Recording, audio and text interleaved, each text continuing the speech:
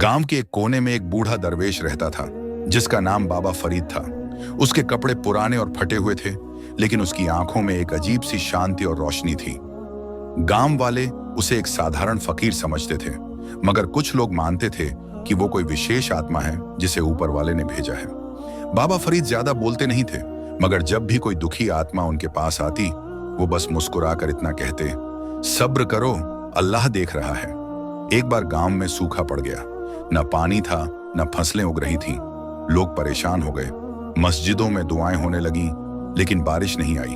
गांव का चौधरी, जो हमेशा बाबा को बेवकूफ समझता था, एक दिन गुस्से में बोला, अगर तेरे पास वाकई कोई करामत है तो बारिश करवा दे। बाबा ने सिर्फ इतना कहा, अल्लाह की मर्जी के बिना कुछ नहीं होता। उस रात गांव में बिजली कड़की और अगले दिन मुसलसल बारिश हुई। खेतों में जान आ गई, मगर लोग इसे इत्तेफाक समझकर भूल गए। एक दिन एक अमीर शहर वाला गांव आया। उसका बेटा महीनों से बीमार था।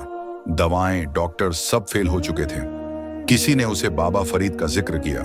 वो आदमी बड़ी उम्मीदों के साथ बाबा के पास आया और कहा, मेरे बेटे को ठीक कर दो, तुम्हें सोना चांदी जो चाहिए मिलेगा। बाबा ने मुस्कुराकर सिर्फ बच्चे के सिर पर हाथ रखा और कहा, उसे पानी दो और ये दुआ पढ़ो। 3 दिन में बच्चा ठीक हो गया। शहर वाला रो पड़ा और बोला, आप जो कहो मैं दूंगा। बाबा ने जवाब दिया, तुझसे कुछ नहीं चाहिए, बस अल्लाह का शुक्र अदा कर।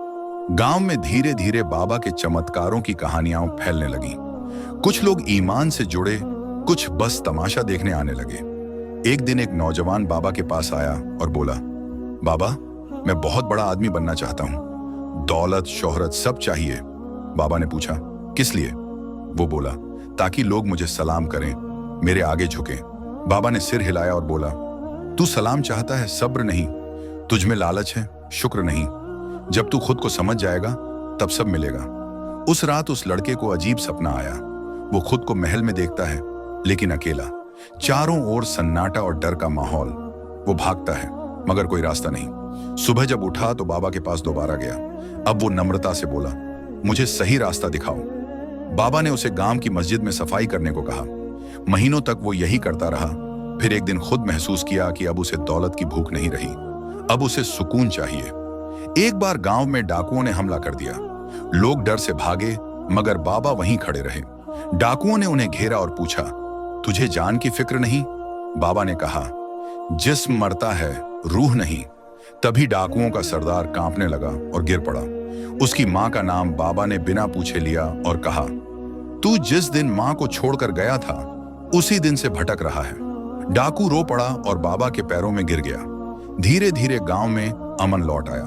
बाबा की बातें अब लोग ध्यान से सुनते थे। मगर एक दिन बाबा अचानक गायब हो गए। ना कोई निशान, ना कोई पैगाम। गांव वाले हैरान रह गए। कुछ कहते वो अल्लाह के बंदों में से थे, कुछ कहते बस एक नेक इंसान थे। मगर मस्जिद की दीवार पर एक चिट्ठी मिली जिसमें लिखा था, जो खुद को पहचाने वही अल्लाह को पहचानता है। सब्र, शुक्र और सच्चाई ही रास्ता है। किसी को छोटा मत समझो, हर इंसान में रूह का उजाला होता है। उसके बाद गांव में एक नई रूहानी जागरूकता आई। लोग अब छोटी छोटी बातों में भी अल्लाह की निशानियां देखने लगे।